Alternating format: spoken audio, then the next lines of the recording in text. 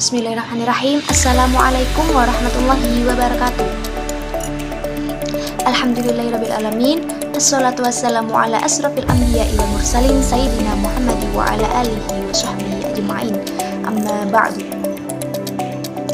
Saya Putri Indah Khairatul Jannah dengan NIM 2022 1000 12460, mahasiswi semester 3 Program Studi Pendidikan Agama Islam, Fakultas Tarbiyah Institut Agama Islam Syarifuddin Lumajang. Oke, dalam kesempatan kali ini saya akan sedikit membahas tentang teori belajar kognitivisme dan humanisme sebagai tugas mata kuliah model dan strategi belajar mengajar oleh dosen pengampu Dr. Ahmad Ihwanul Muttaqin MPDI.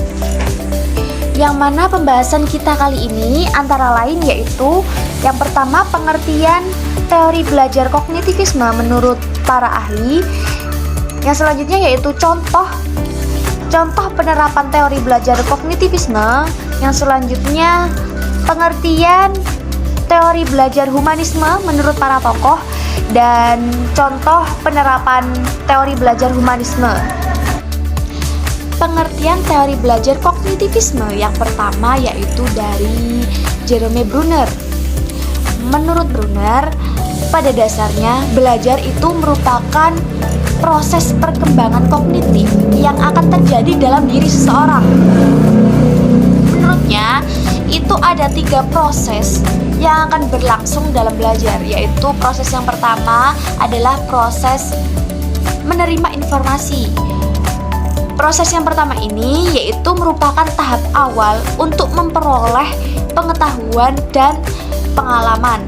Proses yang kedua yaitu proses transformasi. Nah, proses ini merupakan tahap memahami, tahap mencerna, menganalisis pengetahuan serta ditransformasikan dalam bentuk pengetahuan yang baru. Proses yang terakhir yaitu proses mengevaluasi. Proses ini itu dilakukan untuk mengetahui apakah hasil transformasi sebelumnya itu sudah terjadi atau sudah terpenuhi secara baik atau tidak. Pengertian selanjutnya dari David Paulus Ausubel.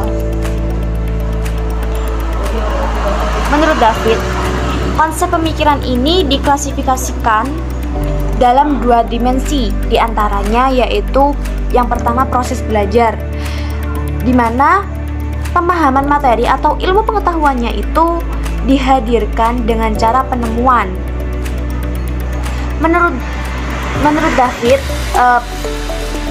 dimensi yang kedua yaitu proses belajar, suatu proses penyesuaian informasi dengan struktur kognitif yang sudah ada. Pengertian selanjutnya yaitu dari Suhaidi Jean Piaget. Menurut Piaget, itu beliau mengklasifikasikan perkembangan kognitif menjadi 4 tahapan. Tahapan yang pertama yaitu tahapan indrawi motor. Pada tahapan ini yaitu tahapan perkembangan ranah kognitif yang terjadi pada manusia dari usia 0 sampai 2 tahun. Nah, pada tahap ini diidentikan dengan kegiatan motorik dan persepsi yang masih sangat sederhana. Tahapan yang kedua yaitu tahapan pro-operasional. Pada tahapan ini yakni perkembangan ranah kognitif yang terjadi pada manusia usia mulai dari 2 tahun sampai 7 tahun. Pada tahap ini itu diidentikan dengan mulai digunakannya simbol atau bahasa tanda dan telah dapat memperoleh pengetahuan berdasarkan pada kesan yang agak abstrak. Tahapan yang ketiga yaitu tahapan konkret operasional. Tahapan ini terjadi pada manusia usia 7 sampai 11 tahun, yang mana dicirikan dengan anak sudah mulai menggunakan aturan-aturan yang jelas dan logis. anak sudah tidak memusatkan dirinya pada karakteristik perseptualisasi. Tahapan yang terakhir yaitu tahap formal operasional, yakni tahap perkembangan ranah kognitif yang terjadi pada anak usia 11 sampai 15 tahun. Yang mana ciri pokok pada tahap terakhir ini adalah sudah mampu berpikir abstrak dan logis dengan menggunakan pola pikir kemungkinan. Contoh dari teori belajar kognitivisme yaitu guru bisa mendorong siswa untuk berdiskusi terhadap materi yang sudah disampaikan. Yang kedua yaitu meminta siswa untuk memberikan ide atau pendapat yang mereka miliki, serta hal-hal lainnya yang membuat siswa terus bergerak dan menggunakan logikanya dalam proses pembelajaran tersebut. Teori selanjutnya yaitu teori humanisme. Pengertian yang akan kita bahas yaitu diantaranya dari Carl Rogers, Bloom and Cartwright, dan Abraham Maslow. Tokoh yang pertama yaitu Carl Rogers.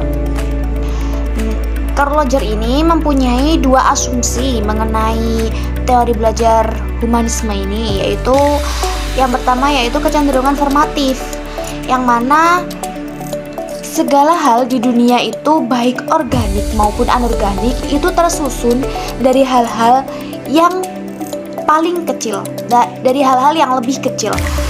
Asumsi yang kedua yaitu kecenderungan aktualisasi, yaitu kecenderungan setiap makhluk untuk bergerak menuju kesempurnaan dan pemenuhan potensial dirinya, yaitu tiap individual mempunyai kekuatan yang kreatif untuk menyelesaikan masalahnya sendiri. Tokoh selanjutnya yang akan kita bahas yaitu Bloom and Cartwright. Menurut Bloom, teori belajar humanisme ini lebih menekankan perhatiannya pada apa yang terjadi dan apa yang dikuasai oleh peserta didik. Setelah melalui peristiwa-peristiwa belajar, tujuan belajar yang dikemukakan dirangkum dalam 3 kawasan yang banyak disebut sebagai taksonomi Bloom. Ketiga ringkasan dalam taksonomi Bloom tersebut diantaranya yaitu kognitif, psikomotor, dan afektif. Kognitif itu sendiri mempunyai 6 tingkatan, yaitu mengingat, memahami, menerapkan, menganalisis, mengevaluasi, dan mengkreasi.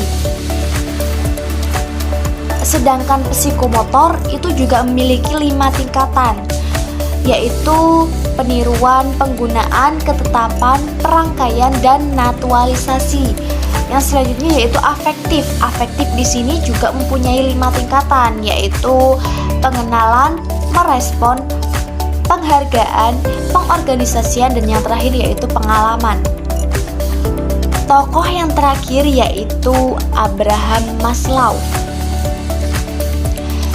Sebagai humanis, Maslow meyakini bahwa aktualisasi diri merupakan wahana bagi manusia dalam mencapai dirinya yang utuh. Nah, setiap manusia itu kan pasti memiliki potensi mendasar yang dapat dikembangkan menjadi suatu kekuatan yang darinya manusia akan mampu bergerak mencapai aktualisasi diri. Nah, contoh penerapan dari teori belajar humanisme ini yaitu yang pertama, dapat memberikan motivasi belajar kepada peserta didik. Yang kedua, guru dapat menjelaskan kembali apabila ada peserta didik yang belum paham.